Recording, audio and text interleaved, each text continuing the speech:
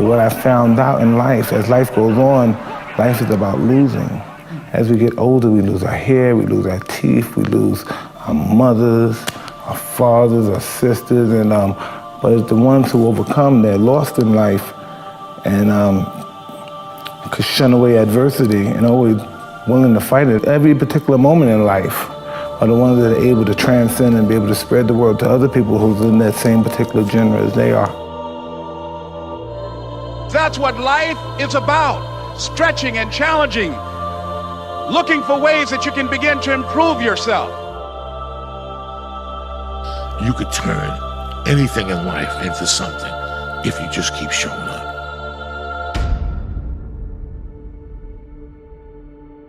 If you throw shit against the wall, eventually something will stick. You guys that have this potential, don't have this potential, you know, that shit dies. What continues to last forever is a perseverance to always show up. That's what champions do. Every single champion is the same as every ordinary person. The only differential is that they show up to the event every single day. They see failure as a learning curve. They welcome failure. You learn more from failure than you ever will from success. So showing up and getting knocked on your ass, finding intestinal fortitude to stand back up and face that endeavor is going to be the overriding factor that makes a difference. Everything you do to the best of your ability. It doesn't matter what you're doing, it's the fact that you're doing it, so therefore it means something to you. It doesn't matter what you're born with, it doesn't matter your potential, how much, the silver spoon of money you have. All of that can be attained if you show up and you're willing to risk failure for success. Taking responsibility for whatever happens to you. Knowing that you have consciously made the decisions that are now affecting you. Knowing that what is happening now, today, is the direct result of your activity, what you did yesterday.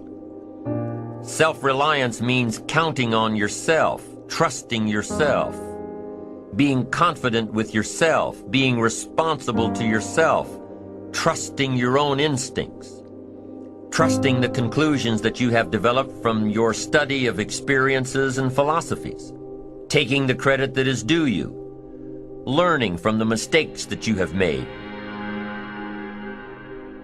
We hold on to this story that we kind of fabricate, we build in our lives that, about certain things. And that story is basically an excuse and a reason about why certain things didn't happen, why you weren't able to accomplish or do this. And maybe your story or your BS is, I didn't have the time, or I didn't have the money, or there was traffic, or this happened to me because of this person, my boss, my family member, my parents, my brother, my sister, the country, the economy, etc. Right? We have these things, these external things that we blame, and these excuses and reasons that we have. It don't matter whose fault it is that something is broken if it's your responsibility to fix it. For example, it's not somebody's fault if their father was an abusive alcoholic, but it's for damn sure their responsibility to figure out how they're going to deal with those traumas and try to make a life out of it. Some people tend to blame others for their mistakes, blame others for their failures. Now what happens is, every time that you do that, every time that you blame or you have an excuse or you BS yourself or have a story, you're giving away your power. You're basically giving away your power, and you have no ability to change what your current circumstance is. You have no power to change your life because you're putting it on something outside of yourself that you have no control over, right? You have no control of the external world in any way, right? You have influence at best, but you have 100% control over yourself, over your own mind, your own thoughts, your own actions, your own behaviors in your life. You have full control over that. You might be influenced by the outside world, but you're ultimately the person that decides everything in your life. As long as we're pointing the finger and stuck in whose fault something is, we're jammed and trapped into victim mode. When you're in victim mode, you are stuck in suffering. The road to power is in taking responsibility. Your heart, your life, your happiness is your responsibility, and your responsibility alone. Now, my approach to my better future very early on in my career was to just go through the day with my fingers crossed. And I used to say something like, I sure hope things will change for the better. Then here's what I found out. They're not going to change. Somebody says, well then, how will my life ever change? Answer, when you change. When you change, when you get better, it'll get better. If you change, it'll all change. Don't put it on someone else. Hope that someone else will change it for you. Take responsibility for yourself. Take personal responsibility.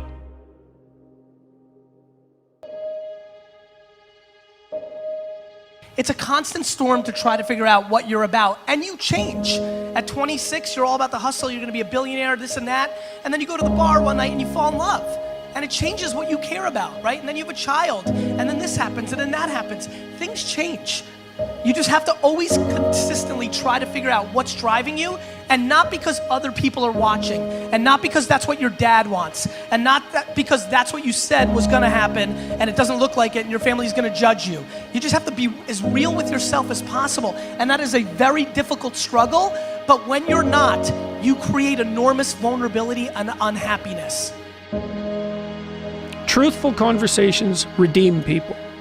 Because if you come to a clinical psychologist whose worth is salt, you have a truthful conversation. The conversation is, well, here's what's wrong with my life, and here's what caused it. You know, maybe it takes a year to have that conversation, and here's how it might be fixed. Here's what a beneficial future might look like. And so it's a completely honest conversation if it's working well. And all that's happening in the conversation is that the two people involved are trying to make things better. That's the goal. Let's see if we can have a conversation that will make things better. I think one of the factors in the resistance to these ideas of discipline and of taking responsibility for yourself is people recognizing that they're not doing that in their own lives, and they get upset, and instead of looking internally, they try to attack the thing that's upsetting them. They attack your message, they attack the philosophy behind it, rather than look internally and objectively and having some sort of introspective point of view where you go, okay, am I reacting to this because this resonates? Like I'm missing this aspect of my life? Does this diminish me? Or is this guy pointing something out that I can benefit from? Very few people are willing to do that. Very few people are willing to take that critical moment to look at their own behavior and look at their own thought process and wonder if the actual adverse reaction they have to this person's message is because they know that they're wrong. Start the process of becoming much more honest with yourself. It will help you make much better decisions, and it will help you in the long run. It may not taste as fun or as glamorous in the short term, but it will put you in a much better position.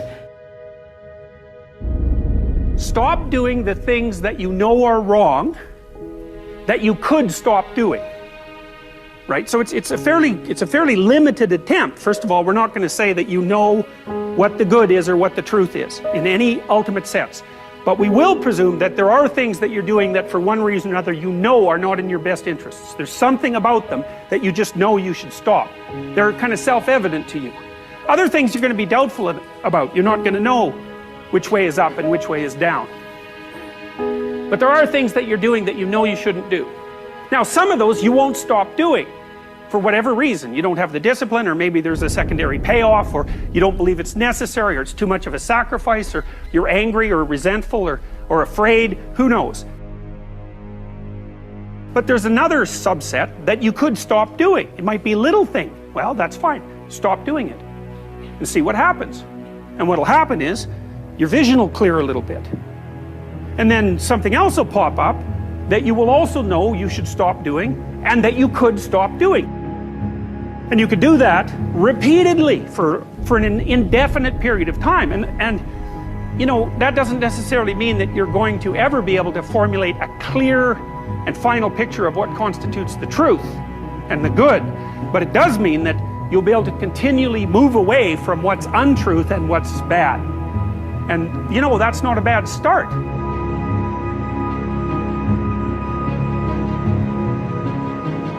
Discipline, it does start with waking up early. It really does.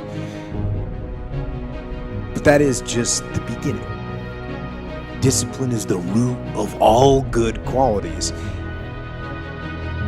But you have to absolutely apply it to things outside of just waking up early. It's everything. It's working out every day, making yourself stronger and faster and more flexible and healthier. It's about disciplining your emotions so you can make good decisions. It's about doing the tasks that you don't necessarily want to do, but that you know will help you. And that's what discipline is. Discipline means taking the hard road, the uphill road, to do what's right.